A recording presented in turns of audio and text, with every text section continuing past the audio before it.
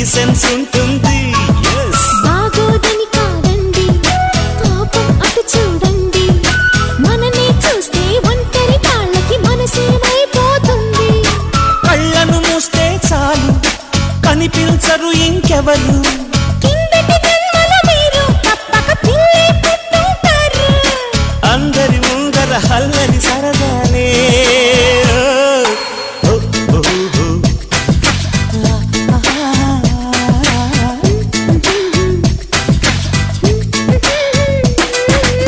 ఇంటికెళదాం పదవమ్మో.